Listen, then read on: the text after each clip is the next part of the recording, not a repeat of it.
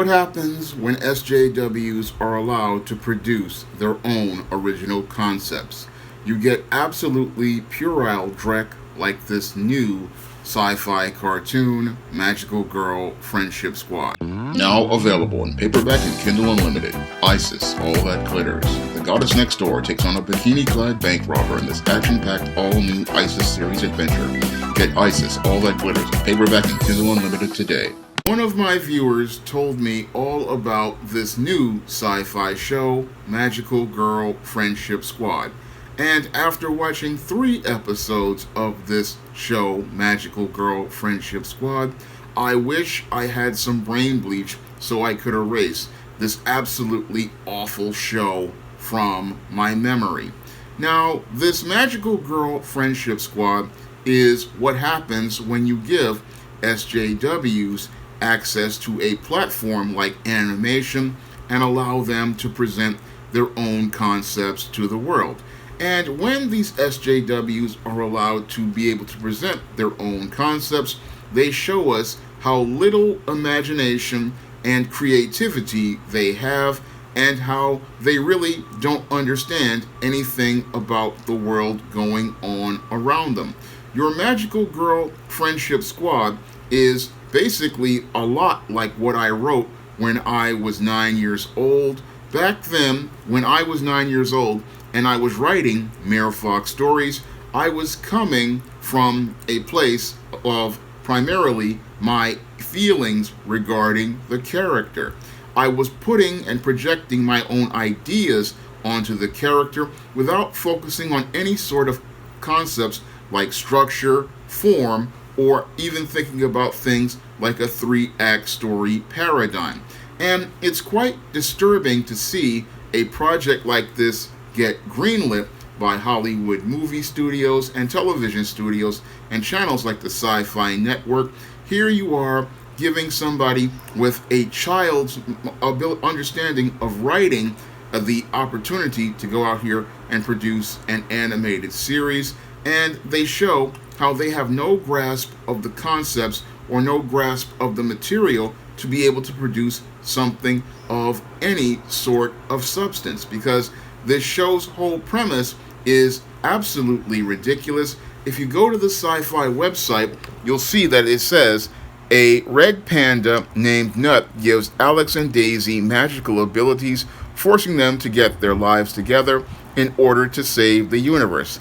I guess the idea for the show is to try to appeal to millennials who are having a hard time finding jobs and struggling in life, but the way this show is executed shows that the person who created this show really needs a little more seasoning as related to experiences in life, and they really need to go out here and read books like Sid Field's screenplay and Robert McKee's story before they write their stories. And that's what I saw in this show, a writer who really did not get much training, in the field and the craft of writing. And they were given a green light for this project, and they didn't really understand basic concepts as related to storytelling, like who is the main character, what do they want, and why should we care? Because it's very hard to care about this show because it's just so mind-bogglingly stupid. Now, there was one thing in the show that really got me mad, and the whole concept of the red panda named Nut. Now, this red panda, a Chinese animal, is named Nut, and the reason why the character is named Nut because they can't use the name Isis, and the whole point of it makes no sense because how can an Egyptian god be making itself into the form of a red panda? That right there showed me that the writer didn't really do their research as related to the mythology they were trying to present. They wanted to present you with the goddess Isis, but then they say, oh, name me after my mother, Nut. And then they go on to talk about how Nut is the creator of the universe. And anyone who has studied Egyptian mythology knows that Ra is considered to be the creator god of the universe.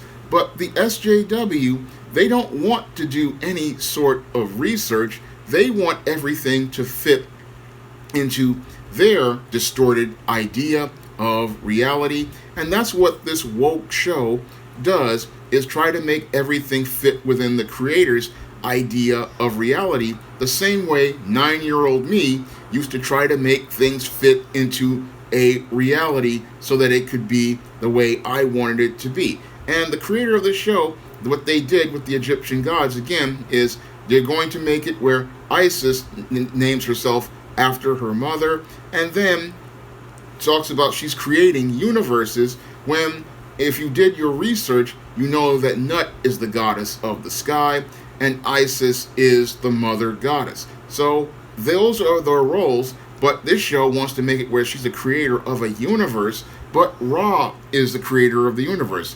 But your woke types, that means it's part of the patriarchy, and in order to smash the so-called patriarchy, they decide to make their own narrative featuring the gods, and they decided to make it where this red panda, a Chinese animal, gives these Americans these magical powers to save the universe.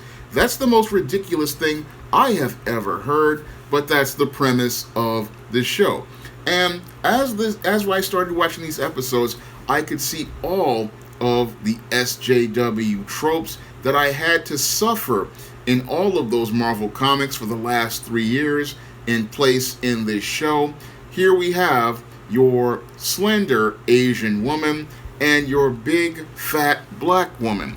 These are supposed to be the characters that check off the diversity check boxes, but they promote the same racist images regarding your black woman, because the Asian woman is allowed to be slender, but the black woman has to be big and fat.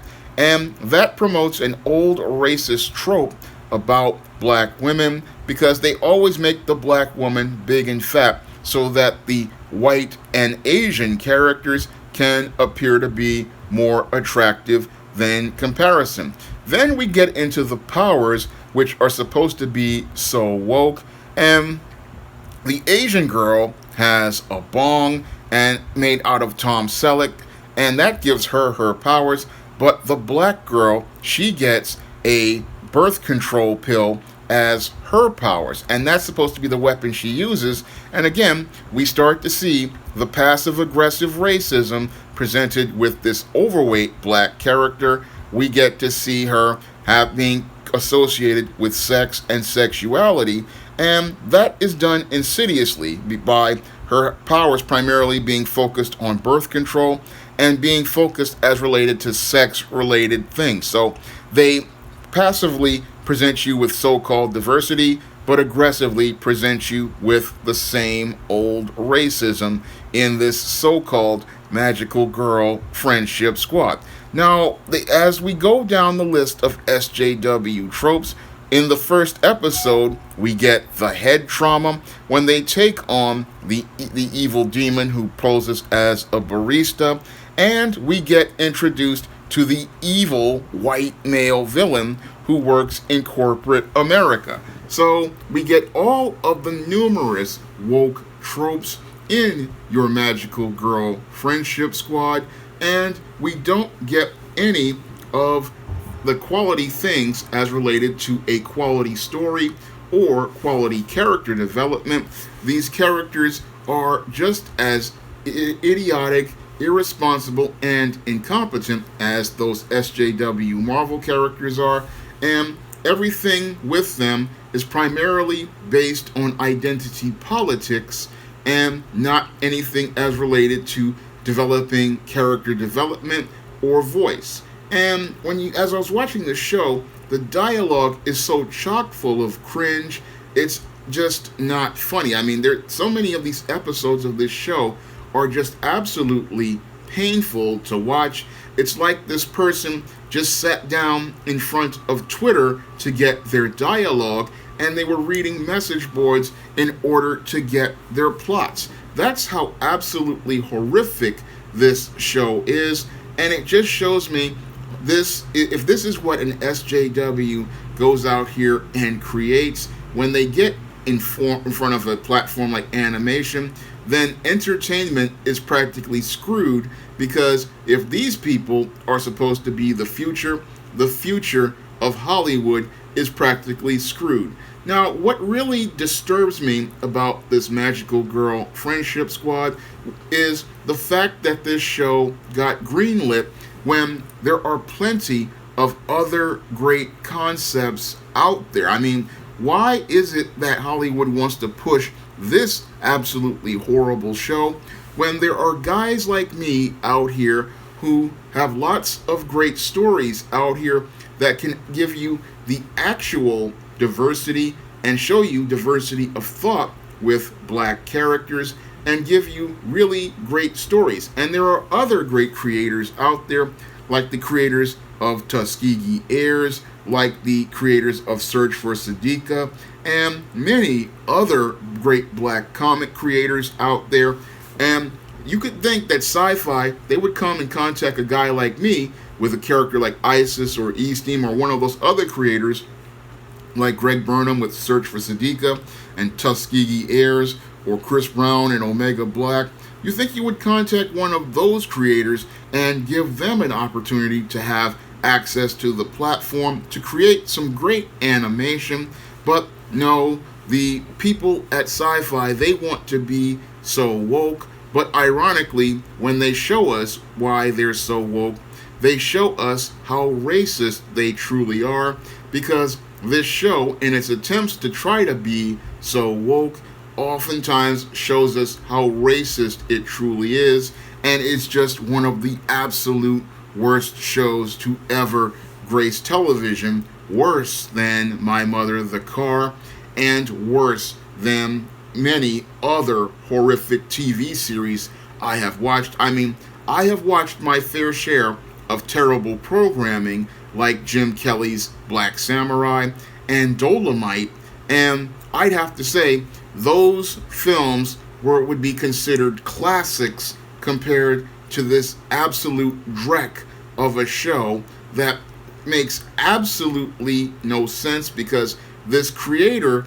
is coming from the place of a 9-year-old, and their story is basically the same as a 9-year-old. I mean, I can understand a 9-year-old presenting material like this, because a 9-year-old doesn't understand things about plot, about character, about theme, about plot points, and about character development and action defining character. I understand a 9-year-old not understanding these things, because I was a 9-year-old at one time and I wanted to make comics, so I started writing stories. But I don't understand how somebody with a college degree came up with this absolutely horrible concept, and I don't understand how somebody with a college degree, an executive at one of these movie studios or TV studios like Sci-Fi, gave this project a budget of millions of dollars and greenlit this absolutely horrific concept for production. I know that we want to create concepts to appeal to millennials and Gen Z, but there's got to be better stuff out there. I mean, if I can go out here and create some great material like the Isis series, the E-Steam series, the John Haynes series, or books like the Spinsterella trilogy, why can't companies like Sci-Fi reach out to brothers like me who are talented and creative and can go out here and put together a really solid and cohesive story? I mean, there's no excuse for wasting money on something like this, and if your Sci-Fi continues to produce woke content like this, then they're going to go broke, because your Magical Girl Friendship Squad, while it tries to be like anime, just comes off as anime, because it's just absolute garbage. And there are, as I see it, plenty of millennials out there who can write and develop better stories, And there are plenty of far better concepts that sci-fi could have spent money on, because there's no magic in this magical girl friendship squad.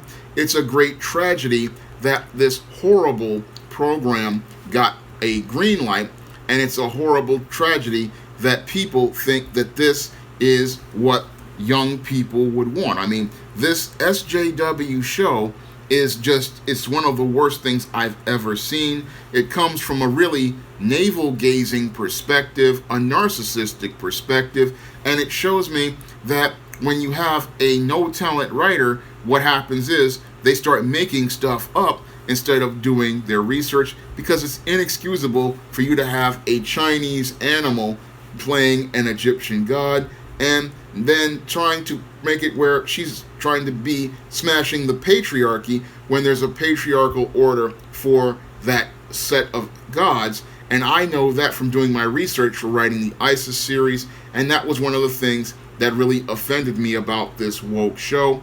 And this is, if your sci-fi keeps making shows like this that are so woke, soon it's going to be sooner or later that they're going to go broke.